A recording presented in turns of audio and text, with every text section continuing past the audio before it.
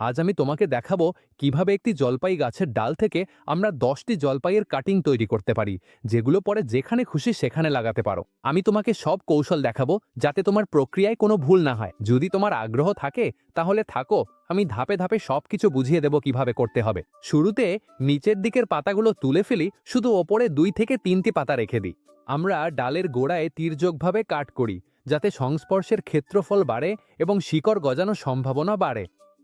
তির্যক কাট নিউট্রিয়েন্ট শোষণ বাড়ায় এবং শিকড় আরও ভালোভাবে বিকশিত হতে সাহায্য করে। প্রথম ধাপ, গোড়ায় তাজা অ্যালোভেরা লাগাও, যা প্রাকৃতিক অক্সিন ও ভিটামিন সরবরাহ করে।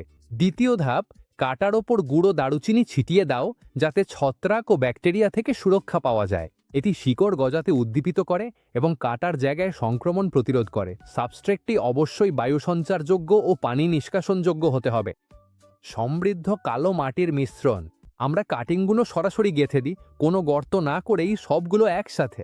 কাটিংগুলো আলাদা রাখো, যাতে প্রত্যেকটি যথেষ্ট আলো ও বাতাস পায়। এরপর টবটি সাদা বা স্বচ্ছ প্লাস্টিকের ব্যাগ দিয়ে ঢেকে দেব, এতে আর্দ্রতা বজায় থাকে, যেন ছোট্ট একটি গ্রিন হাউসের মতো পরিবেশ তৈরি হয়। কাটিংগুলোকে ছত্রাক থেকে রক্ষা করতে আমরা 1 লিটার পানিতে 1 চিমটি দারুচিনি মিশিয়ে নিই। দারুচিনি ভালোভাবে গুলে নিতে ভালোভাবে নাড়ি এবং তারপর একটা পাতলা কাপড় দিয়ে ছেঁকে নিই। প্রতি 4 দিনে একবার ব্যাগ খুলে এই মিশ্রণটি দিয়ে কাটিংগুলোকে হালকা করে ছিটিয়ে দিই, সব পাতা ও গোড়া ঢেকে দিই। এটি প্রাকৃতিক প্রতিরোধক হিসেবে কাজ করে, কাটিংগুলো শিকড় গজানোর সময় ছত্রাক হওয়া ঠেকায়।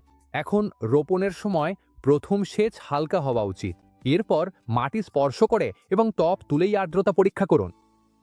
অপ্রত্যক্ষ আলো এবং 20 থেকে 30 ডিগ্রি সেলসিয়াসের স্থিতিশীল তাপমাত্রা বজায় রাখুন। সাবস্ট্রেটটি আর্দ্র থাকতে হবে, কিন্তু কখনোই জলাবদ্ধ হওয়া উচিত নয়। প্রচারের আদর্শ সময় হলো বসন্তের শেষ বা গ্রীষ্মের শুরু, যখন গাছের রস সক্রিয় থাকে এবং কাটিংয়ের শিকড় গজানোর সম্ভাবনা বেশি থাকে। সপ্তাহে একবার করে দেখে নাও যেন কাটিংগুলো সবুজ ও শক্ত থাকে। এবং এখানেই আমরা দেখতে পাই প্রায় চতুর্থ সপ্তাহ থেকে প্রথম শিকড়গুলো বের হতে শুরু করে।